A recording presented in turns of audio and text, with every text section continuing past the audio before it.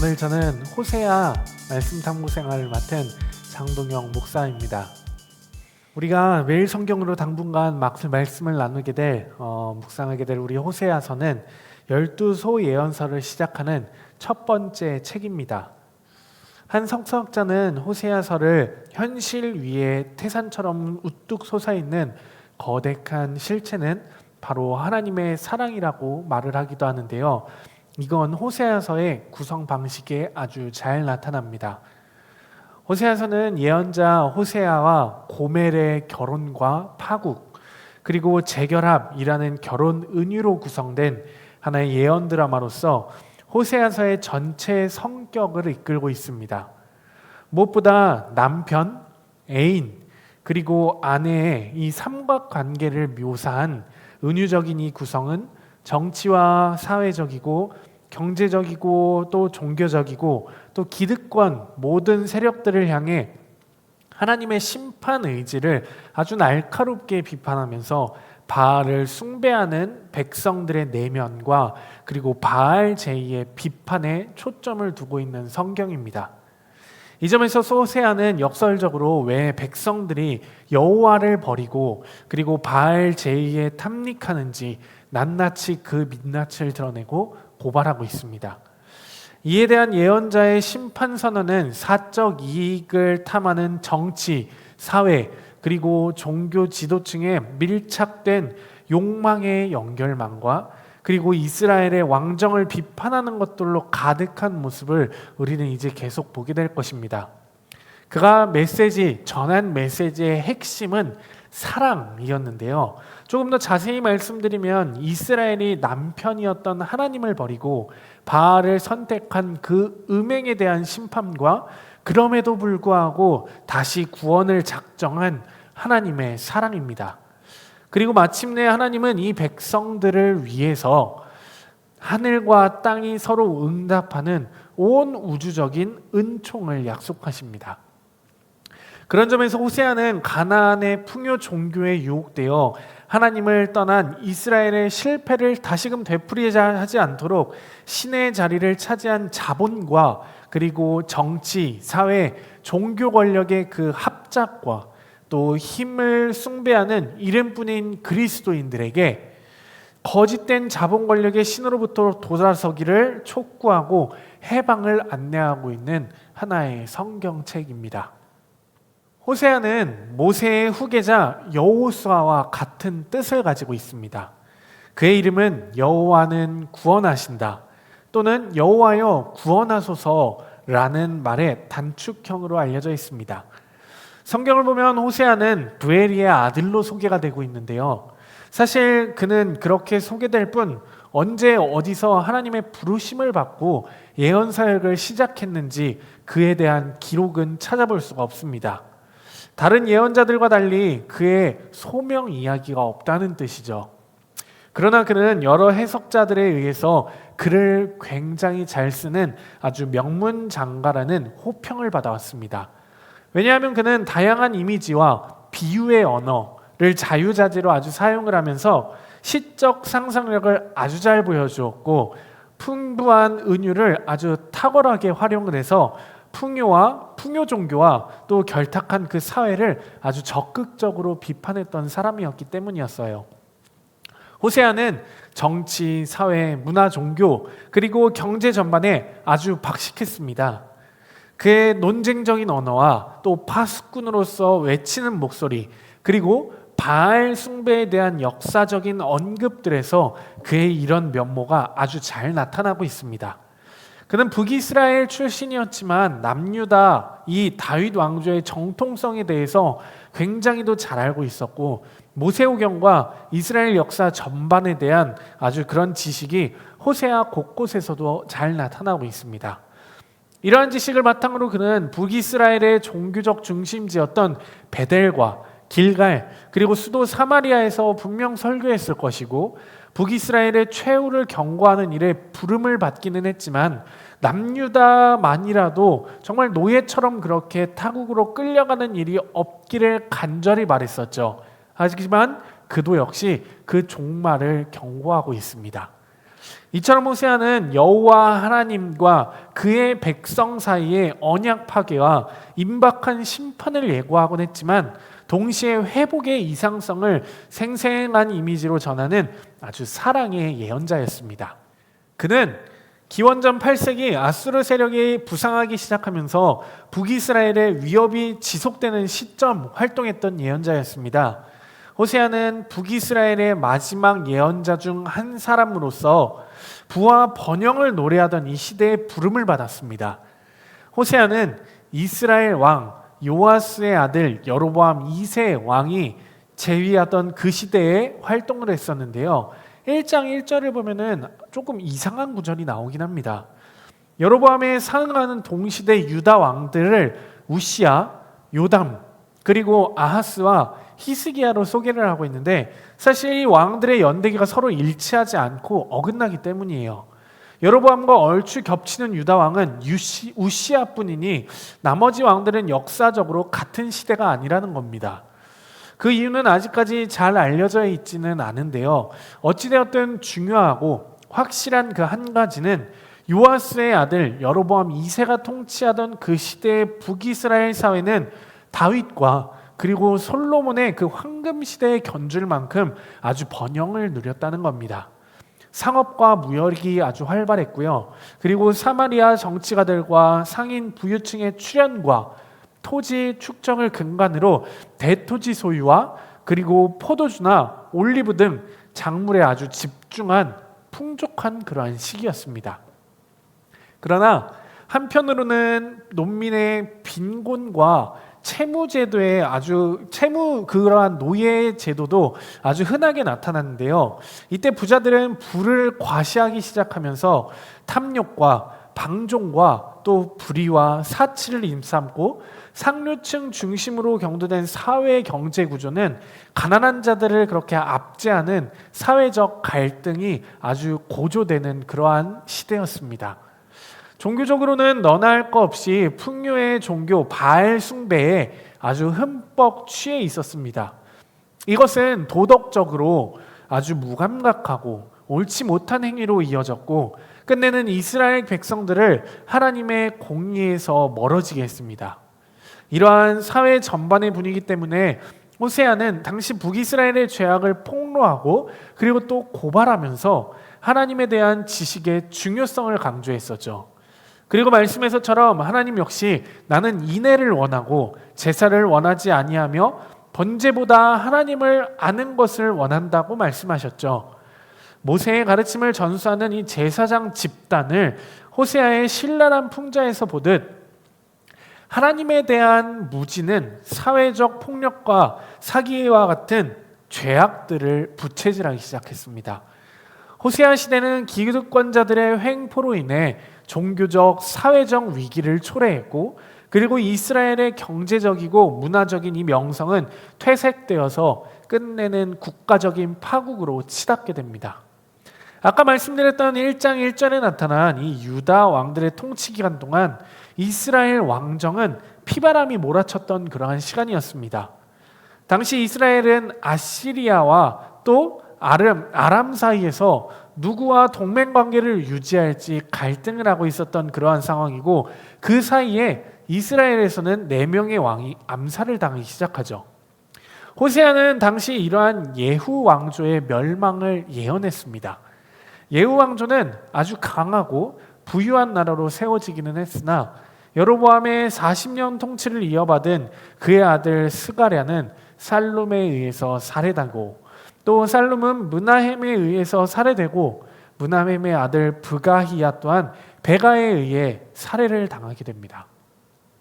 아수르가 아니라 아람과 동맹 관계를 맺은 이 베가는 시리아 에브라임 전쟁에서 또 이스라엘을 침공한 그 아수르에 의해 죽임을 당하죠. 이렇게 아수르가 이스라엘을 제압하자 호세 왕이 반란을 일으키고자 했지만 끝내 이스라엘은 아수르의 침략으로 멸망을 당하고 살아남은 자들은 강제 이주라는 아주 슬픈 역사로 끝 마무리를 하게 됩니다. 이러한 역사의 모습을 예고했던 호세아와 또 고멜의 결혼은 하나님과 이스라엘의 언약적 불성실과 그리고 반역을 반영한 하나의 예언 드라마로 생각하셔도 좋을 것 같습니다.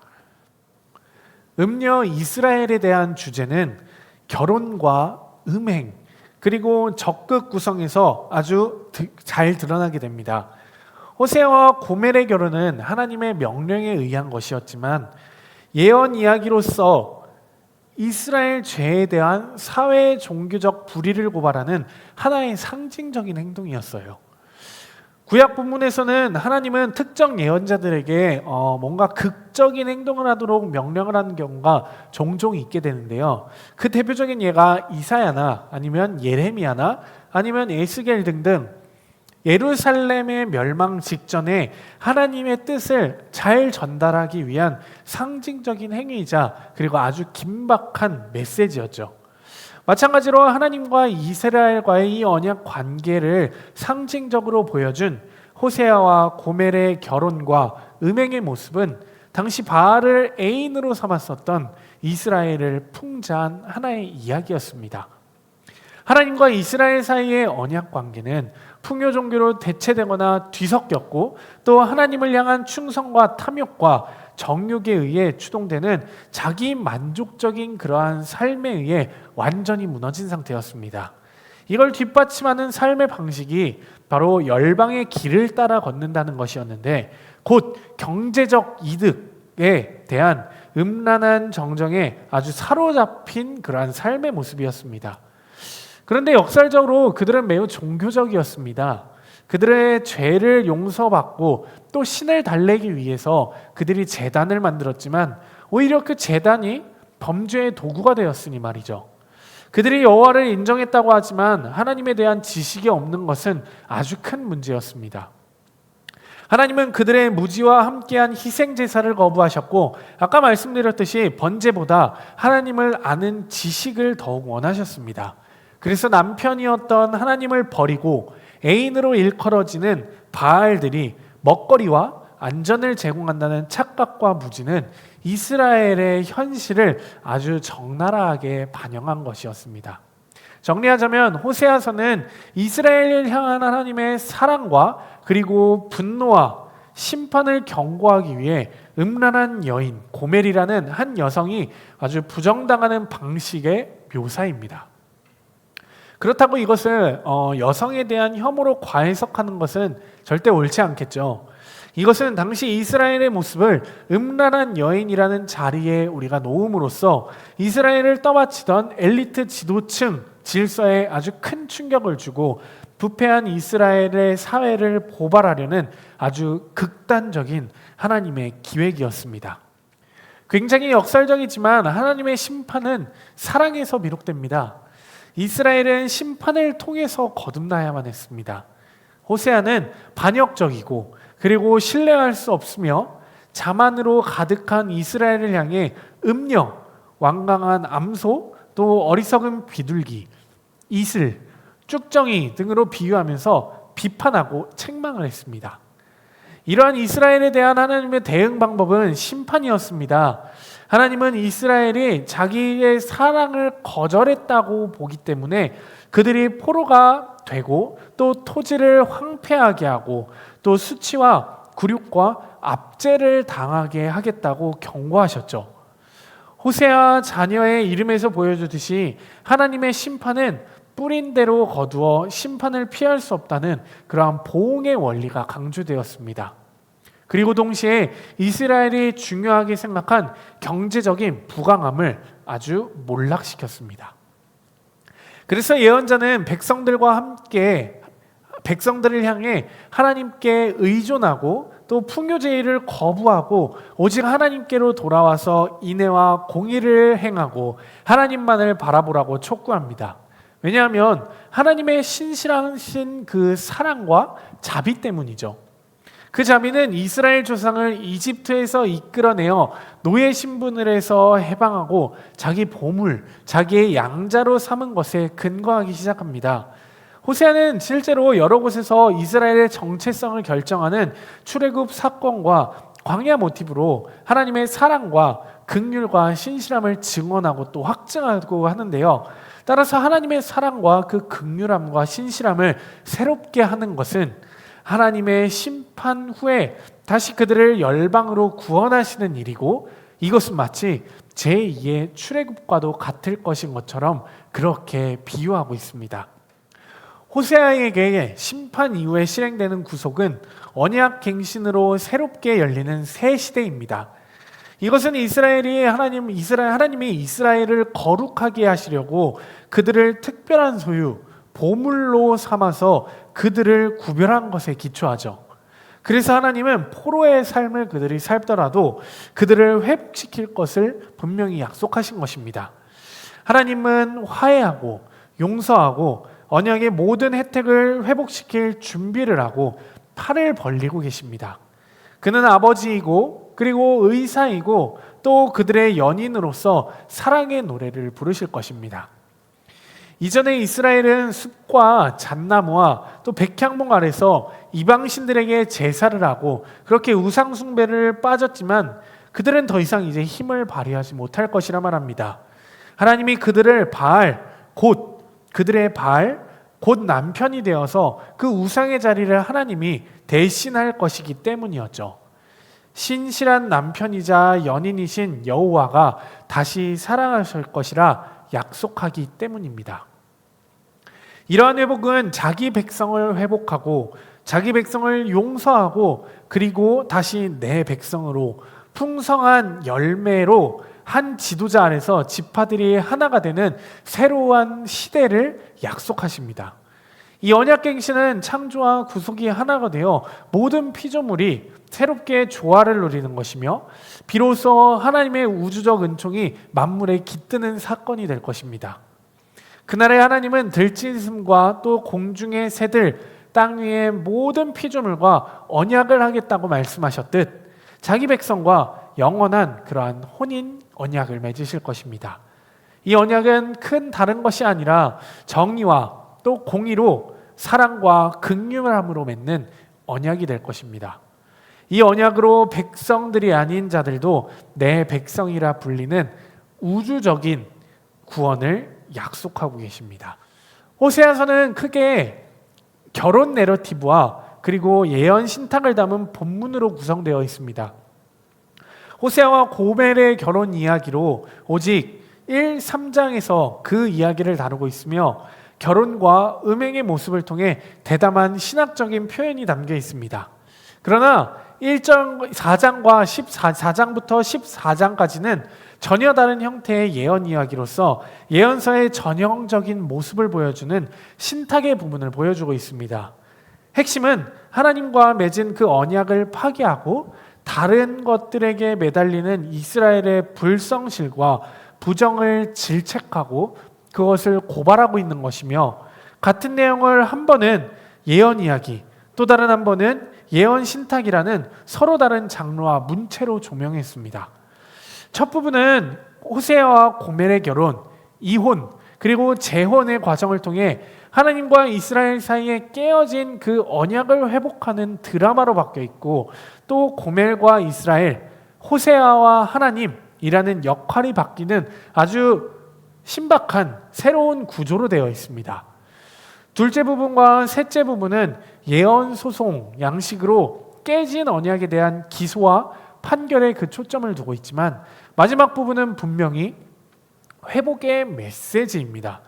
이러한 호세아의 독특한 구성은 바알 숭배에서 비롯된 풍요 종교가 빚어낸 악을 고발하기도 하며, 그리고 기도의 엄숙성을 우리에게 바라보게 합니다. 오늘 우리가 함께 살펴본 이 호세아의 내용 우리가 같이 보았는데요, 아무쪼록 12월까지 계속되는 이 호세아서의 말씀을 여러분들이 잘 묵상하고 또 기도하시면서 이스라엘 백성들의 죄를 통해 우리의 죄 또한 우리가 함께 살펴보고, 그러한 이스라엘 백성을 포기하지 않으셨던 그 하나님의 사랑 이야기를 들으며 우리를 향한 하나님의 사랑 노래를 들어보시는 그러한 호세아의 묵상 시간이 되시기를 주님의 이름으로 간절히 소망합니다. 감사합니다.